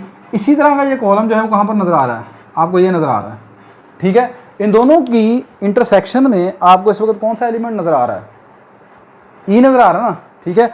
तो यहाँ पर जो आइडेंटिटी एलिमेंट है ना इस वक्त इस सेट का, वो क्या है, ई के बराबर है, सही है, ई के बराबर है। अच्छा, अब अगली बात ये है कि यहाँ पर हर नंबर का आपने इन्वर्स बताना है, ठीक है, हर नंबर का आपने क्या बताना है, इन्वर्स बताना है। आइडेंटिटी एलिमेंट कहाँ कहाँ पड़ा हुआ है, यहाँ पर भी आइडेंटिटी एलिमेंट है, यहाँ पर भी आइडेंटिटी एलिमेंट है, सही है। अब आपने देखना है कि ओ का इन्वर्स कौन है। तो ओ का इन्वर्स तलाश करने के लिए आप ये देखें कि आइडेंटिटी एलिमेंट सबसे पहले देख लें इसका कौन बना है। यहाँ पर इसका आइडेंटिटी जो एलिमेंट बना है वो बन गया ई। अब आपको चाहिए inverse of O, inverse of O चाहिए आपको, ओ का इन्वर्स और ई का भी इन्वर्स चाहिए आपको। आइडेंटिटी एलिमेंट ये आ गया, ओ का इन्वर्स तलाश करना ना आपने। तो ओ के सामने आए, ये देखें आइडेंटिटी किधर पड़ी हुई है, ओ के सामने आइडेंटिटी ये पड़ी हुई है। इसी तरह इधर से ओ के सामने आए तो आइडेंटिटी किधर पड़ी है, यहाँ पर पड़ी है। तो ओ के सामने आए तो आइडेंटिटी इधर है। अब इधर जाएँ, इसके ऑपोजिट इधर देखें कौन सा एलिमेंट है, ओ है, ठीक है। तो ये ओ का एडिटिव इन्वर्स यहाँ पर जो नज़र आ रहा है वो खुद ओ ही है। इस सेट में इस वक्त ओ का जो इन्वर्स है वो क्या है, ओ ही है बजाते खुद। बात क्लियर होगी कि नहीं होगी, सही है। फिर दोबारा देखें, आपने जब भी इन्वर्स तलाश करना है तो आपने सबसे पहले आइडेंटिटी को मार्क कर लेना है। आइडेंटिटी कहाँ पर है, आइडेंटिटी यहाँ पर है। अब आपको चाहिए ओ का इन्वर्स, तो ओ के सामने आके देखें आइडेंटिटी यहाँ पर है, ये है। अब इसके इस तरफ जाएँ तो इधर कौन सा एलिमेंट नज़र आ रहा है, ओ है ना। तो ओ का एडिटिव इन्वर्स क्या है, यहाँ पर ओ ही होगा। अगली बात यहाँ पर ई का आपको इन्वर्स चाहिए, तो आइडेंटिटी एलिमेंट तलाश करें कहाँ पर है, यहाँ पर आइडेंटिटी एलिमेंट है। इसके ऊपर कौन है, ई है, इधर कौन है, ई है। तो ई और ई आपस में क्या है, एक दूसरे के इन्वर्स है। तो इस क्वेश्चन में यहाँ पर 2 एलिमेंट है, ओ एंड ई, ये दे आर सेल्फ इन्वर्स, ये दोनों खुद अपने इन्वर्स हैं। ये ग्रुप थ्योरी का वैसे एक रिजल्ट भी होता है कि जिस ग्रुप में 2 एलिमेंट हो ना वो बताते खुद अपना ही इन्वर्स होते हैं। जिसमें 2 एलिमेंट्स होंगे वो अपने ही इन्वर्स होते हैं। तो यहाँ पर ई का इन्वर्स ई है और ओ का इन्वर्स क्या है, ओ ही है। अच्छा, कुछ यहाँ पर ऑथर जो है यहाँ पर याद रखिएगा कि यहाँ पर इस एडिशन को इस तरह रेजिड्यू एडिशन इस तरह करके आम एडिशन से थोड़ा हटकर, मतलब है तो ये भी एडिशन ही है किस्म की, तो इस तरह भी यहाँ पर अक्सर इसको लिख लेते हैं, ठीक है। तो यहाँ पर बेटा खैर आपका जो सही आंसर है वो आपके पास डी ऑप्शन बिलियन ग्रुप है। बाकी आपको मैंने इसका आइडेंटिटी एलिमेंट भी बता दिया, इसका आपको इन्वर्स भी बता दिया, ओ का इन्वर्स ओ ही है और ई का इन्वर्स ई है यहाँ पर, ठीक है। चंद एक मज़ीद यहाँ पर एमसीक्यू डिस्कस करते हैं, वो देखें ज़रा मज़ीद। नेक्स्ट बेटा यहाँ पर एक बड़ा ही इम्पोर्टेंट एमसीक्यू जो काफ़ी टाइम आपके एंट्रेंस एग्ज़ाम में पूछा जा चुका है। कहता है कि if G is a group under binary operation defined by X star Y is equal to 2xy। G एक ग्रुप है, पता नहीं कौन सा ग्रुप है, उसके अंदर किस तरह के एलिमेंट है, ये इससे हमारा कंसर्न नहीं है। कहता है उसके ऊपर जो बाइनरी ऑपरेशन आपने डिफाइंड की है ना, वो बाइनरी ऑपरेशन कुछ इस तरह की है कि एक्स और वाई के दरमियान जब बाइनरी ऑपरेशन लगाते हैं ना तो वो 2xy के इक्वल उसका आंसर आ जाता है, ठीक है। मिसाल के तौर पर आपने जैसे यहाँ पर एक 4 है, 4 को 3 से 4 और 3 के दरमियान बाइनरी ऑपरेशन आपने इस्तेमाल की, तो इसका आंसर इस बाइनरी ऑपरेशन के तहत बनेगा 2 × 4 × 3 that is equal to 2 4 the 8 8 3 ज़ा 24। और वैसे देखें तो 4 और 3 को बीच में, चूँकि ये हमें पता ही नहीं ना, ये कोई मल्टीप्लिकेशन थोड़ी है, ये तो बाइनरी ऑपरेशन है। तो 4 और 3 के दरमियान यहाँ पर जो बाइनरी ऑपरेशन है कुछ इस तरह उसने डिफाइंड कर ली है, ठीक है। अच्छा, तो अब कहता ये है कि आपने अगर ये बाइनरी रिप्रेशन है तो फिर 4 का इनवर्स बताना है। और जी के मतलब जिसके ऊपर इसने ये बाइनरी रिप्रेशन अप्लाई की है वो जी खुद एक ग्रुप है, ग्रुप की सारी शरात को पूरा कर रहा है। तो 4 का इनवर्स भी जाहिर सी बात है, अगर जी ग्रुप है तो 4 का इनवर्स तो लाजमी एग्जिस्ट करता होगा। ग्रुप में हर एलिमेंट का इनवर्स एग्जिस्ट करता है, तो फिर आपने 4 का इनवर्स निकालना है। अच्छा, अब इनवर्स निकालने से पहले बेटा सबसे पहले आपको आइडेंटिटी एलिमेंट का पता होना चाहिए कि आइडेंटिटी एलिमेंट क्या है इस ग्रुप की। ठीक है, मैं लेट कर लेता हूँ कि इस ग्रुप जी की जो आइडेंटिटी है वो ई के बराबर है। ठीक है, let E be the identity of G. अब अगर ई जो है वो जी की आइडेंटिटी है तो फिर आप देखें कि एक्स को और ई को जब आपस में आप इस तरह ऑपरेट करेंगे तो इसका आंसर किसके इक्वल आएगा? एक्स के बराबर ही आएगा ना। By definition of identity, identity किसी दूसरे एलिमेंट के ऊपर कोई फ़र्क नहीं डालती, तो ई को जब एक्स के साथ आपने इस तरह ऑपरेट करेंगे तो एक्स के बराबर उसका आंसर आएगा। लो जी, अब एक्स स्टार ई इधर इसके बराबर आ गया, लेकिन गिवन से अगर आप देखें, गिवन से वाई की जगह ई लिखा हुआ ना, वाई की जगह ई लिखा है, तो यहाँ पर अगर आप वाई की जगह ई लिख दें तो इधर से इसका आंसर किसके बराबर आ जाएगा? 2x इंटू ई के बराबर आ जाएगा। ठीक है, तो अब आपने इसकी वैल्यू 2x ई यहाँ पर पुट कर दें, तो यहाँ पर इसकी वैल्यू 2x ई किसके बराबर आ गया? x के बराबर। x को x से कैंसिल कर दें तो e किसके बराबर आ जाएगा? 1/2। तो इस ग्रुप की जो आइडेंटिटी है ना वो 1/2 के बराबर है। ठीक है, तो सम टाइम यहाँ पर सिर्फ इस तरह के क्वेश्चन में आइडेंटिटी एलिमेंट ही पूछ रहता है, तो आइडेंटिटी 1/2 है, लेकिन यहाँ पर उसने क्या पूछा है? इसका इनवर्स पूछा है। लें जी, अब आप लेट कर लें कि हमने 4 का इनवर्स निकालना ना। पहले मैं लेट कर लेता हूँ कि एक नंबर x है, उसका इनवर्स क्या है, फिर उस x की जगह 4 पुट कर लेंगे। ठीक है, let inverse of x is inverse of x under star. Star के लिहाज से x का जो इनवर्स है ना उसे x डैश कह दिया। अगर ये इसका इनवर्स है तो फिर x में और इसमें x डैश में जब ये बाइनरी ऑपरेशन ऑपरेट करेंगे, अगर x का इनवर्स x डैश है तो फिर मुझे बताओ इसका आंसर किसके बराबर आएगा? आइडेंटिटी के बराबर आएगा। इनवर्स एलिमेंट की डेफिनेशन क्या होती है कि जब भी उसको अगर x का इनवर्स x डैश है तो इसको x के साथ ऑपरेट करने से आंसर क्या होगा? आइडेंटिटी मिलेगी ना भाई। देखो 1 का डी इनवर्स कौन है? -1 है, तो 1 को -1 के साथ जब आप प्लस करते हैं तो आंसर क्या बनता है? 0 आइडेंटिटी। ठीक है, तो यहाँ पर ये अगर इसका इनवर्स है तो फिर इसका आंसर किसके बराबर आएगा? ई के बराबर आएगा। तो x डैश, अब इधर से ये y की जगह क्या लिखा है मैंने? y की जगह क्या लिखा है? x डैश लिखा है ना, तो यहाँ पर y की जगह x डैश पुट कर दें तो ये आ जाएगा x star x dash equal to, इधर भी पुट करें y की जगह 2x into x dash. Clear होगी बात कि नहीं? यानी कि इसकी वैल्यू कितनी निकल आई इस गिवन इक्वेशन से? गिवन इक्वेशन से एक तो इसकी वैल्यू ई आई है ना, वो इसलिए आई है कि ये इनवर्स है इसका, तो आपस में ऑपरेट होकर ई दे दिया।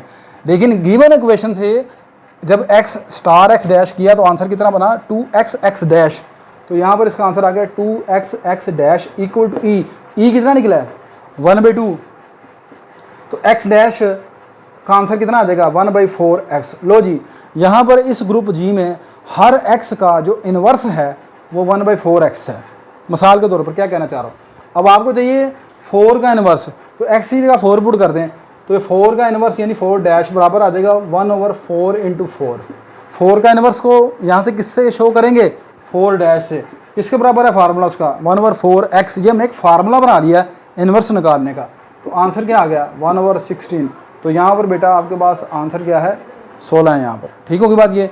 अब अगली बात आपने यहाँ पर ये गौर करनी है कि शायद आपके जहन में कहीं मेरी बात कभी किसी बच्चे के आ रही हो कि सर आपने x को x से कैंसिल कर दिया यहाँ पर। ठीक है, अगर x 0 होता, x यहाँ पर 0 हो ही नहीं सकता।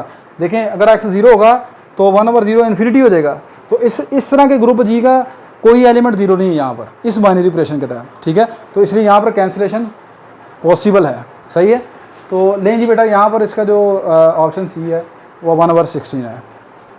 नेक्स्ट बेटा, यहाँ पर एक मज़ीद आपकी इम्पोर्टेंट चीज़ है। वैसे तो देखें ग्रुप का टॉपिक जो है बड़ा वसी है, इसको आप जितना मर्ज़ी डिस्कस करते जाएँ होता जाएगा, लेकिन चूँकि हमारी डोमेन जो है वो महदूद है, हम इंटर लेवल पर बात कर रहे हैं, तो आपकी इंटर की बुक में यहाँ पर इसका भी जिक्र किया गया है, group of residue classes modulo n integer n. Group of residue classes modulo n integer. अब यहाँ पर ये क्या लफ्ज़ है, बड़ा अजीब सा आपको लग रहा होगा, मॉडुलो, ठीक है, मॉडुलो मोटू, सही है। तो मॉडुलो एन इंटीजर ये क्या चीज़ है, अब इसको अगर देखें यहाँ पर, इसमें बहुत ज़्यादा मैं डिटेल पे तो नहीं जाऊँगा क्योंकि ये काफ़ी ज़्यादा कॉन्सेप्ट वाली चीज़ है, ठीक है। तो जस्ट आपके लेवल पर रहते हुए मिसाल के तौर पर मैं एग्जांपल से आपको समझाना चाहूँगा कि आपसे कहा जाता है कि जी आपने set of residue classes modulo 5 कर लेते हैं, चले, set of residue classes modulo 5 ये लिखना है। क्या, रेजिड्यू क्लासेस मॉडुलो 5 का एक सेट लिखना है, सही है। वो पहले देखें वो सेट किस तरह का होता है, उसमें एलिमेंट कौन से हैं। तो जी उसका नाम रख लेते हैं सेट का। तो अब ये जो जी सेट है ना, इसके अंदर जो मॉडुलो 5 रेजिड्यू क्लासेस, लफ्ज़ है रेजिड्यू क्लासेस मॉडुलो 5, तो इसमें पहली बात तो जो मॉडुलो 5 है ना, इसका मतलब है कि इसमें 5 एलिमेंट होंगे। अगर मॉडुलो 4 लिखेगा तो 4 एलिमेंट होंगे, अगर 3 लिखेगा तो मॉडुलो 3 होंगे, सही है। तो अब यहाँ पर, और ये बात अगर मैं अब यहाँ पर जो एलिमेंट्स लिख रहा हूँ विद रिस्पेक्ट टू एडिशन लिख रहा हूँ यहाँ पर, ठीक है। तो यहाँ पर पहला एलिमेंट होगा 0, फिर होगा 1, फिर होगा 2, 3 और फिर 4।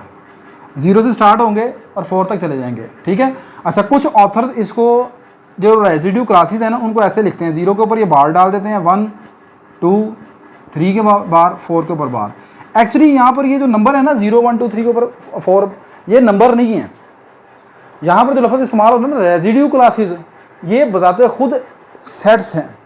ये जो 1 के ऊपर बार डाला है ना, ये आम गिनती वाला 1 नहीं है यहाँ पर, ये ठीक है, ये बजाते खुद क्या है, एक सेट है। इसके अंदर मज़ीद आपके पास जो है ना एलिमेंट पड़े हुए हैं। मिसाल के तौर पर छोटा सा, मैं ज़्यादा डिटेल में फिर नहीं जा रहा, आपने ये जो 1 क्लास है ना, ये जो 1 एलिमेंट है, ये गिनती वाला नंबर नहीं है, ठीक है। ये बजाते खुद मैं बता रहा हूँ एक क्लास है, क्लास कह रहे हैं यहाँ पर एक खुद एक सेट है, इसके अंदर इनफाइनाइट एलिमेंट्स हैं। कैसे एलिमेंट्स हैं देखें, मॉडुलो 5 का मतलब है यहाँ पर लफ्ज़ मॉडुलो का मतलब है यहाँ पर रिमाइंडर, ठीक है। आपने मुझे बताना है कि पहला नंबर, ठीक है, जिसको 5 पर आप डिवाइड करें तो आंसर आपके पास आना चाहिए 1 के बराबर, ठीक है। तो वो कौन कौन से होंगे, नेचुरल नंबर में से उठाएं नंबर, ठीक है, नेचुरल नंबर में से आप नंबर उठाएं, वो वाला नंबर लें जिसको आप 5 पर डिवाइड करें और रिमाइंडर क्या बचे 1, तो वो क्या आएगा 6, फिर 11, फिर इसमें 5 जमा कर दें 16, फिर 5 जमा कर दें 21, फिर 5 जमा कर दें 26, अब तो सुनिए 1, ये जो 1 है ये देखने में तो एक एलिमेंट लग रहा है, लेकिन ये खुद एक इनफाइनाइट सेट है। इसे यहाँ पर एक 1 रेजिड्यू क्लास बोलते हैं, ठीक है। मतलब इसका ये है कि इसके अंदर इनफाइनाइट एलिमेंट हैं। वो एलिमेंट कैसे तलाश किए जाते हैं, आपने सेट ऑफ नेचुरल नंबर्स में से पहला नंबर सोचना है जिसको 5 पर डिवाइड करें तो बाकी 1 बचता हो।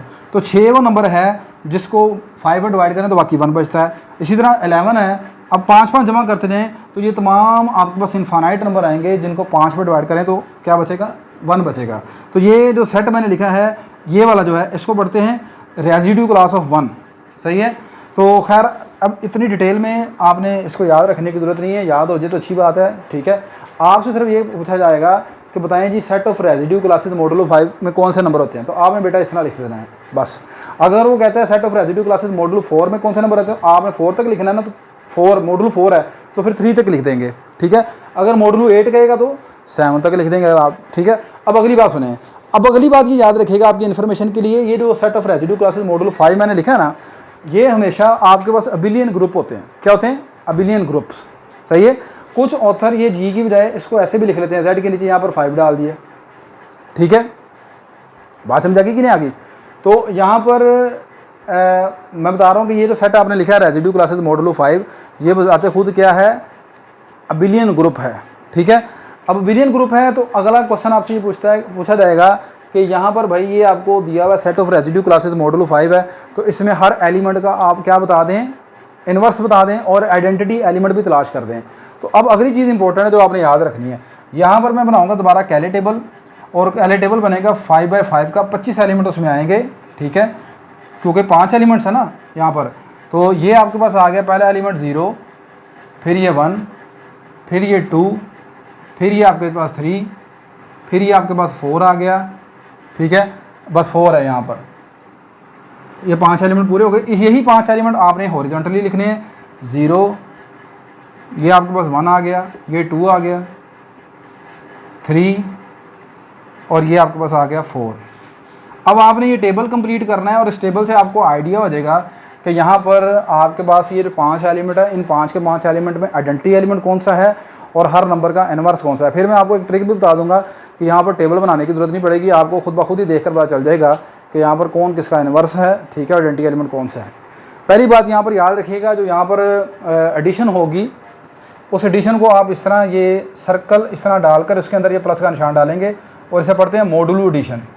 क्या पढ़ते हैं? Modulo addition. अब ये मॉडुलो एडिशन अब आपकी आम जो एडिशन है उससे थोड़ी सी हटकर ज़रा मुख्तलिफ होती है। वो किस तरह है वो मैं अभी आपको बताता हूँ। सबसे पहले हम ये टेबल कंप्लीट कर लेते हैं। नहीं जी, 0 में 0 को प्लस करें, आंसर कितना आएगा? 0। 0 में 1 प्लस करें, 1 2 3 4। 1 में 0 प्लस करें, आप कहेंगे 1। 1 में 1 प्लस करें 2। 1 में 2 प्लस करें 3। 1 में 3 प्लस करें 4। 1 में 4 प्लस करें, कितना आंसर आता है? 5। अब जब 5 आ गया ना तो आपका मॉडुलो कितना है? मॉडुलो कितना है? 5 है। तो आपने आंसर 5 नहीं लिखना। जब भी आंसर 5 से एक्सीड करेगा या 5 आ जाएगा तो आप फ़ौरन क्या करेंगे, उस जितना भी आंसर आया 5 या 5 से बड़ा, उसको इस मॉडुलो यानी ये जो डिवाइज़र है ना आपका, इस पर डिवाइड कर लेना आपने। 5 पर डिवाइड करें, 5 1 जा 5, बाकी कितना बचा? 0। ये जो रिमाइंडर बचा ना वो यहाँ पर आपने लिखना है। ठीक है, बात समझे कि नहीं? 1 + 4 5। 5 को 5 पर डिवाइड करें। क्यों 5 पर डिवाइड करना है? मॉडुलो कितना है? 5 है। तो जो बाकी बचेगा वो 0 आपने इधर लिखना है। ये फ़र्क है आम एडिशन में और यहाँ पर मॉडुलो एडिशन में। सही है, आगे चलें। 2 + 0 2, 2 + 1 3, 2 + 2 4, 2 + 3 5, फिर 5 आ गया तो 5 ने रिमाइंडर कितना देना है? 0। यहाँ पर 0 लिखेंगे। 2 + 4 6, 6 को जब आप 5 पर डिवाइड करेंगे तो रिमाइंडर कितना आएगा? 1। ये 1 आ गया आपके पास। ठीक होगी बात ये। 3 + 0 3, 3 + 1 4, 3 + 2 5, 5 का रिमाइंडर कितना आएगा? 0। 3 + 3 6, 6 का रिमाइंडर कितना आएगा? 1। 3 + 4 7, 7 को जब आप डिवाइड करोगे 5 के ऊपर तो बाकी कितना बचेगा? 5 1 5, बाकी कितना बच गया? 2 बच गया कि नहीं? तो ये 2 आ जाएगा इधर।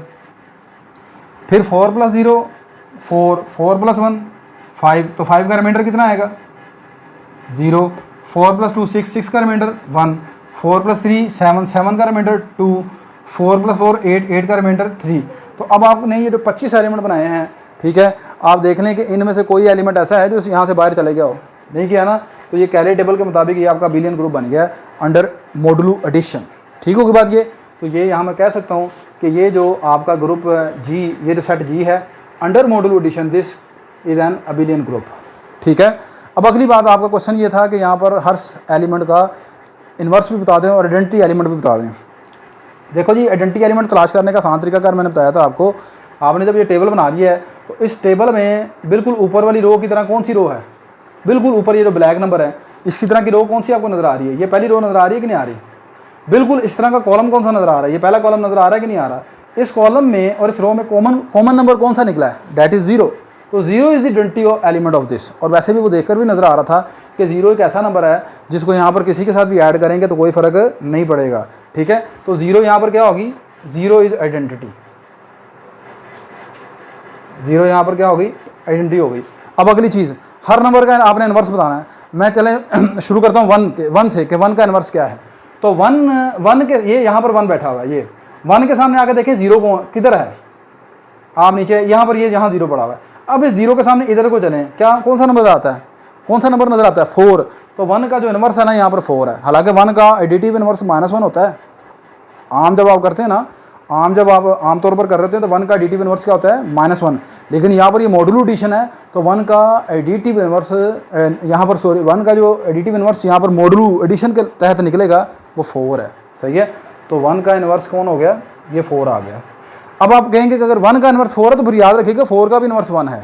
तो 2 नंबर तो पूरे हो गए हमारे पास। अगली बात चलें 2। तो 2 के सामने आपने 2 का इन्वर्स मालूम करना है ना, तो 2 के सामने देखें आइडेंटिटी कहाँ पर है? आइडेंटिटी कौन है? 0। 2 के सामने 0 कहाँ बनता है? ये। अब 0 के सामने इधर चलें, ये क्या है? 3 है। तो 2 का इन्वर्स कौन हो गया? 3। तो 3 का इन्वर्स कौन हो गया? 2। तो ये नंबर आपके पास हो गए पूरे। सही होगी बात ये। ज़ीरो का इन्वर्स वो बताते खुद ज़ीरो है, ठीक है। आइडेंटिटी एलिमेंट का इन्वर्स वो बताते खुद ही होती है, सही है। लो जी, तो ये आपके पास इस तरह आपने नंबर तलाश कर लिए। अब अगली बात ये पूछें आपके सर यहाँ पर इतना टेबल तो उन्हें बनाने की नहीं होगी वहाँ पर, तो फिर कैसे तलाश करेंगे? आसान सी बात है बेटा, 2 का आपको इन्वर्स चाहिए, मॉडुलो कितना है 5 है, तो 2 में क्या प्लस करोगे तो 5 बनेगा 3, बस। तो 2 का इन्वर्स क्या है 3 है। 1 का इन्वर्स आपने तलाश करना, तो 1 में क्या प्लस करोगे तो 5 बनेगा 4 है, तो 1 का इन्वर्स क्या हो गया यहाँ पर 4 हो गया, ठीक है। तो आप इससे सिंपली इस तरीके से कर सकते हो। क्लियर होगी बात ये कि नहीं? तो यहाँ पर आपको ये मॉडुलो बदल कर भी दे सकता है, मॉडुलो कोई भी नंबर हो सकता है, 4 भी हो सकता है, 3 भी हो सकता है। हाँ, अब अगली बात यहाँ पर अंडर एडिशन तो आपने सीख लिया। अब अगर अंडर मल्टीप्लिकेशन कर दे तो मल्टीप्लिकेशन में फिर बस आपने याद रखना है कि ये ज़ीरो नहीं होगा बस, ठीक है। यहाँ पर ये ज़ीरो नहीं होगा। अब आपको कहता है कि ये सेट जी है, इसको आपने चेक करना है कि क्या ये अंडर मल्टीप्लिकेशन मॉडुलो आपको कुछ भी बता देगा, ठीक है, उसके तहत ये ग्रुप बनता है कि नहीं बनता, सही है। तो मिसाल के तौर पर चलें, मैं इस सेट को चेक करता हूँ कि क्या ये जो सेट है अंडर मल्टीप्लिकेशन मॉडुलो 5 के लिहाज से ग्रुप बनता है कि नहीं बनता। अब यहाँ पर ये ज़रूरी नहीं है कि आपका यहाँ पर मॉडुलो 5 ही हो, ये मॉडुलो यहाँ पर 6 भी हो सकता है, 3 भी हो सकता है, कोई भी नंबर हो सकता है, ठीक है। करना ये है कि इस सेट को आपने चेक करना है क्या ये यहाँ पर ये ग्रुप बनता है, ठीक है। तो यहाँ पर मेरे पास 4 एलिमेंट पड़े हैं, इन चारों को चेक करके देख लेते हैं। अब आपने जो मल्टीप्लिकेशन क्लास से टेबल बनाना है वो कुछ इस तरह बनेगा। यहाँ पर जो मल्टीप्लिकेशन होगी वो मॉडुलो मल्टीप्लिकेशन ऐसे लिखेंगे उसे, ठीक है।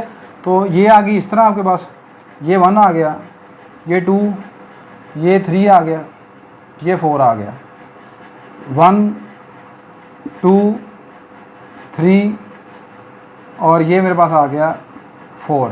अब आपने चेक करना है कि क्या ये जो टेबल है, इसे सब टेबल बना कर देखते हैं कि क्या ये वाला जो सेट है मॉडुलो 5 के लिहाज से अंडर मल्टीप्लिकेशन ग्रुप बनता है। तो मल्टीप्लाई करें, 1 × 1 1, 1 2 2 3 4, 2 1 2, 2 2 4, 2 3 6, 6 आ गया ना, तो 5 से बढ़ गया, तो 6 को 5 पर डिवाइड करें, बाकी कितना बचता है 1, 2 4 8, 8 को डिवाइड करें 5 पर, बाकी कितना बचता है 3, ये आ गया इधर। 3 1 3, 3 2 6, 6 को डिवाइड करें इधर 5 पर, बाकी कितना बचता है 1, 3 3 9, 9 को 5 पर डिवाइड करें, बाकी कितना बचेगा 4, 3 4 12, 12 को 5 पर डिवाइड करें, बाकी कितना बचता है 2, 4 1 4, 4 2 8, 8 को डिवाइड करें जरा जनाब 5 पर, बाकी कितना बचेगा 3, 3 3 4 3 12, 12 को डिवाइड करें 5 पर, बाकी कितना बचेगा 2, 4 4 16 और 16 को 5 पर डिवाइड करें, बाकी कितना रहेगा 1। तो ये जो आपके पास 16 नंबर बने हैं, क्या इससे हटकर हैं? नहीं है ना, इससे हटकर। तो ये आपके पास यहाँ पर शो कर रहा है कि ये आपके पास बना है यहाँ पर बिलियन ग्रुप, ठीक है, अंडर मॉडुलो मल्टीप्लिकेशन और मॉडुलो यहाँ पर 5 रखा हुआ है। अब अगली बात यहाँ पर आपको चाहिए हर नंबर का इनवर्स और आइडेंटिटी एलिमेंट। आइडेंटिटी एलिमेंट आप देख लें यहाँ पर 1 है, ऊपर वाली रो की तरह बिल्कुल यहाँ पर रो 1 है, इधर वाले कॉलम की तरह यहाँ पर 1 है। तो ये यहाँ पर एक ट्रिक है, यहाँ पर मल्टीप्लिकेशन क्लास से यहाँ पर जो इसकी आइडेंटिटी है वो 1 के बराबर आ गई। अब अगली बात ये बेटा देखना है कि आपने हर नंबर का मल्टीप्लिकेटिव इन्वर्स क्या है। यहाँ पर 2 का मल्टीप्लिकेटिव इन्वर्स आपको चाहिए, तो 2 के सामने जाके देखें आइडेंटिटी को निकली है 1, 2 के सामने आइडेंटिटी कहाँ पर पड़ी हुई है, ये है 1, इसके सामने इधर आ जाएँ, नंबर कौन सा है 3, तो 2 का यहाँ पर इन्वर्स जो है ना वो 3 है, तो 3 का इन्वर्स भी क्या होगा 2 होगा। ठीक होगी बात ये। अच्छा, अब अगली बात सुने 2 का इन्वर्स तो 3 हो गया, 3 का इन्वर्स 2 हो गया। अब अगली चीज़ 4 के सामने आइडेंटिटी तलाश करें कहाँ पर है। 4 के सामने आइडेंटिटी है 1, ये बड़ी हुई है, इसके सामने एलिमेंट कौन सा है, ये 4 है, तो यहाँ पर 4 का इन्वर्स जो है वो खुद 4 ही है, ठीक है। 4 का इन्वर्स कौन है वो बताते खुद 4 ही है, सही है। तो आइडेंटिटी एलिमेंट अपना ही इन्वर्स होता है, 1 का इन्वर्स 1 ही है, 2 और 3 आपस में इन्वर्स हैं, 4 का इन्वर्स है, ठीक है। बात समझ आ गई कि नहीं आ गई? तो ये बेटा आपके पास कुछ छोटा सा कॉन्सेप्ट था रेजिड्यू क्लासेस का, ठीक है। इसके बाद मैट्रिसेस के हवाले से भी आपसे क्वेश्चन पूछ लेता है, ठीक है। तो इसमें मैं ज़्यादा लंबी चौड़ी डिटेल में तो नहीं जा रहा, बस आपने ये याद रखना है कि आपके पास तमाम मैट्रिसेस जो हैं किसी भी ऑर्डर के तमाम मैट्रिसेस, ठीक है, अबिलियन ग्रुप होते हैं अंडर एडिशन, ठीक है। मतलब मिसाल के तौर पर ये कहना चाह रहा हूँ कि आप बात करते हैं जैसे M2/2 की, मेरे पास M2/2 शो कर रहा है कलेक्शन ऑफ ऑल 2/2 मैट्रिसेस। किसको शो कर रहा है? collection of all 2x2 matrices. अब इसमें 2x2 मैट्रिसेस जब तमाम कह दिए तो फिर इसमें ये 0 0 वाला भी, ये भी वाला शामिल हो गया। क्लियर होगी बात क्या नहीं? अब याद रखें कि ये वाला जो सेट है ना अंडर एडिशन, ये क्या है? एक अबिलियन ग्रुप है। मैट्रिसेस की ये जो कलेक्शन है ये आपके पास क्या है? अबिलियन ग्रुप है अंडर एडिशन। आखिरी चीज़, क्या ये अंडर मल्टीप्लिकेशन जो है वो अबिलियन ग्रुप बनेगा? अंडर मल्टीप्लिकेशन ये ग्रुप नहीं बनेगा। मैंने शुरू में आपको बताया था कि जो सेट अंडर एडिशन ग्रुप बनेगा वो कभी अंडर मल्टीप्लिकेशन ग्रुप नहीं हो सकता। इसमें इस एलिमेंट को निकाल दें 0 0 को, तो फिर आपके पास ये जो सेट निकलेगा ना वो अंडर मल्टीप्लिकेशन ग्रुप बन जाएगा। ठीक है। दूसरा अंडर मल्टीप्लिकेशन आपने याद रखना है कि मैंने बताया कि ऑर्डर 2x2 की जगह 3x3 भी हो सकता है, 4x4 भी हो सकता है, कुछ भी आप ले सकते हो यहाँ पर। क्लियर है बात की नहीं यहाँ पर? ठीक है। आपके पास ये n/n का मैं एक मैट्रिक्स बात करता हूँ और अंडर मल्टीप्लिकेशन कहता हूँ, और यहाँ पर मैं कंडीशन लगाता हूँ कि यहाँ पर जो आपके पास ये है ना मैट्रिक्स n जो है ये क्या है? इस singular matrices, sorry non singular matrices. Singular कौन से होते हैं? जिनका डिटर्मिनेंट जो है वो 0 के इक्वल होता है, और नॉन सिंगुलर जिनका डिटर्मिनेंट नॉट 0 होता है। सही है। सिंगुलर जिनका डिटर्मिनेंट 0। तो यहाँ पर मैंने क्या कह दिया? वो तमाम मैट्रिसेस उठा लिए हैं जिनका डिटर्मिनेंट क्या है? नॉट इक्वल टू 0 है, यानी कि mn/n जो मैट्रिसेस इनका डिटर्मिनेंट नॉट इक्वल टू 0 है। तो अब ये वाली जो कलेक्शन होगी इंटर मल्टीप्लिकेशन, ये भी आपके पास क्या होगी? अबिलियन ग्रुप हो जाएगी। ठीक है। तो ये बेटा कुछ थोड़ी सी मैंने यहाँ पर ग्रुप थ्योरी का जो आपका टॉपिक होता है इस चैप्टर के लास्ट में, उसको कवर करने की कोशिश की है। उम्मीद करता हूँ कि अगर आप इसको अच्छे तरीके से देख लें तो आपका ग्रुप से जो रिलेटेड क्वेश्चन है पेपर में वो इंशाल्लाह आप कर पाएंगे। ठीक है। तो ये आज के लेक्चर में बेटा हमने चैप्टर नंबर 2 जो है वो अल्हम्दुलिल्लाह पूरा कंप्लीट कर लिया है।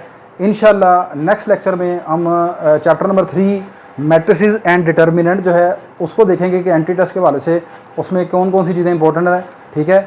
मेरी ये वीडियो बेटा अगर आपके लिए हेल्पफुल है तो मेरी इस वीडियो को आप लाइक करें, अपने दूसरे दोस्तों को भी बताएं, मेरे चैनल को भी सब्सक्राइब करें। इंशाल्लाह नेक्स्ट लेक्चर में आपसे दोबारा मुलाकात होगी। तब तक के लिए मुझे इजाज़त दीजिए। अल्लाह हाफिज़।